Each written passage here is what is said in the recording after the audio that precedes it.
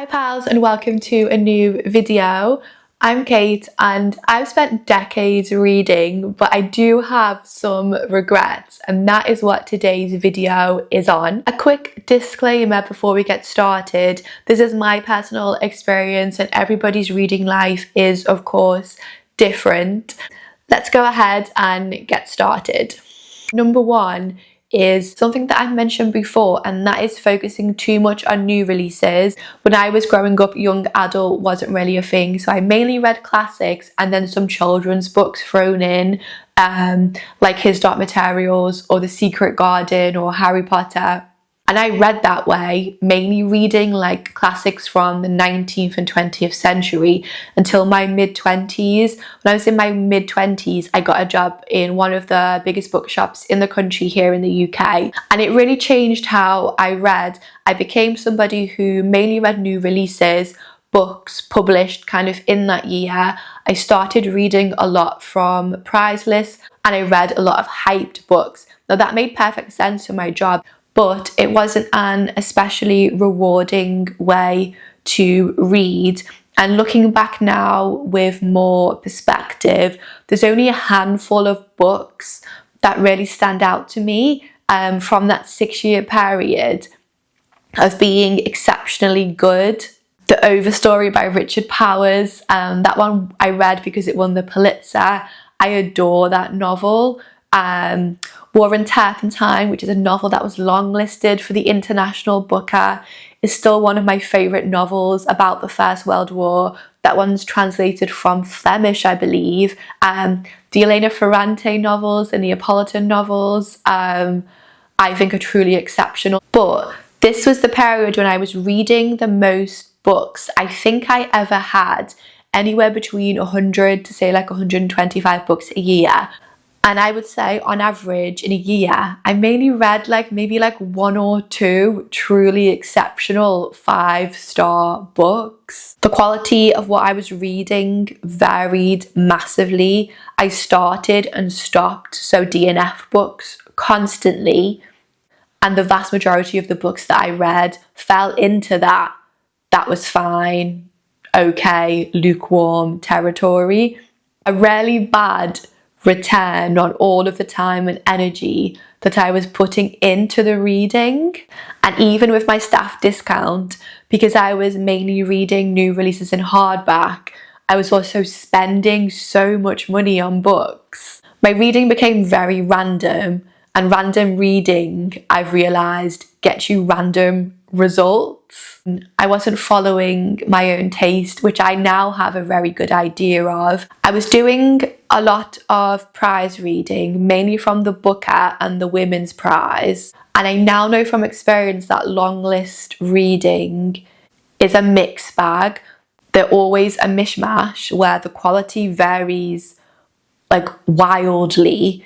It's full of pet favourites for judges or topics that are kind of in vogue or kind of good cause novels. Eventually that way of reading became a chore to me, and I felt like I was having to drag myself through long lists that really couldn't guarantee good books. That was my experience. Some people really enjoy reading this way, and if you do, I think that that's fantastic. I eventually left bookselling, which overall I really enjoyed as an experience, and my reading has slowly returned to having the vast majority of my reading now be classics again, 18th, 19th, 20th century classics. I do still read contemporary novels, mainly things from the 90s or the early 2000s. This year so far, I've read 1 book published this year, The Mare by Angrid Hampshire, which I thoroughly enjoyed. So I don't not read new releases. I just want them to be very focused and for a reason. I've also realised I'm very content to let other people be the guinea pig for prize long lists, new releases, hyped books, and I can wait a few years and kind of let the dust settle. My reading life is so much more fulfilling for having my focus be on backlist titles. The vast majority of what I read I thoroughly enjoy. I also know my own taste kind of much better now. I do feel like in your 20s and your 30s, you should read widely while you figure out your own taste. And once you know your own taste, you can go a little bit deeper, which we'll talk more about a little bit later. Right, reading regret number 2, not reading enough non-fiction. Bear with me on this one. If you've watched this channel, you know that I love to read fiction. I mainly read fiction. However, fiction can only take us so far. When I only read novels, I start to feel a little bit disconnected and like unmoored, if that makes sense.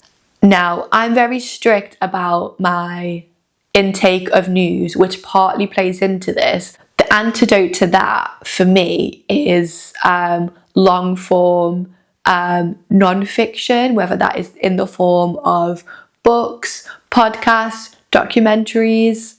However, in the past, I have also tried to use fiction to do that, which now when I look back on sounds so silly. For example, a few years ago, I tried to do the Reading Around the World challenge, and that is where you read a book from every country. But I guess my goal was to gain more understanding of literary cultures within those countries and continents, to appreciate the history a little bit more, the societies. However, I abandoned the challenge after maybe 6 or 8 countries, and it sounds really simplistic now looking back, but fiction isn't designed to do those things. Even historical fiction, which is based on real life events or people, is shaped by the novelist's creative license, interpretation, and is made to service the story before anything else. Take my favourite historical novelist, I talk about Hilary Mantel on the channel all of the time. She, I would say, is probably the best example of a historical novelist who has a real love and appreciation for the history. It's really interesting to see her evolution, because in the Thomas Cromwell series, she makes the novel successful by giving you somebody to root for, Thomas Cromwell, but historical accuracy is secondary to this overall success of those novels. And that's generally now why I like to pair fiction and non-fiction. This year, one of my favourite literary biographies, Lady and the Radical, which is about George Eliot and Jane Austen, I read alongside Jane Austen July. I've also read this year The Genius of Jane Austen. That has added so much to reading her works, especially reading about the Napoleonic Wars and the influence of that on her writing for that kind of wider perspective. I'm currently reading Parade's End by Ford Madox Ford. I studied the First World War and I'm fairly well read in it, but I do have some books that I still really want to get to. I haven't read The Sleepwalkers by Christopher Clark, which is now probably the most recommended First World War books, but I really like to read non-fiction in a subject to ground you, and so that you have an understanding of the context and the different interpretations. And then I like to layer fiction on top of that. That for me gives the best reading experience, I think. And granted, obviously, you can't do that for everything. And some novels, I really enjoy reading crime writing, probably don't need that depth of understanding. The last regret is not rereading enough. If you watch this channel, you will know that I reread now all of the time, and I grew up also rereading a ton.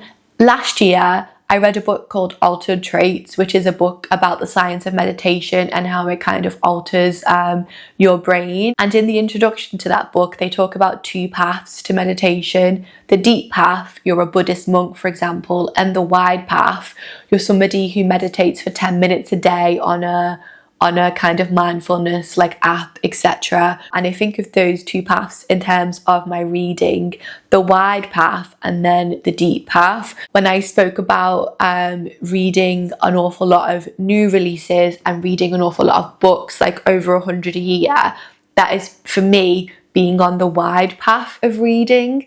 That's a kind of scattergun approach to figuring out what your tastes are, reading books that other people recommend, exploring different genres. You get the idea. The path that I'm on now with my reading is that I really want to have a deeper understanding of the books and authors and like time periods that I love.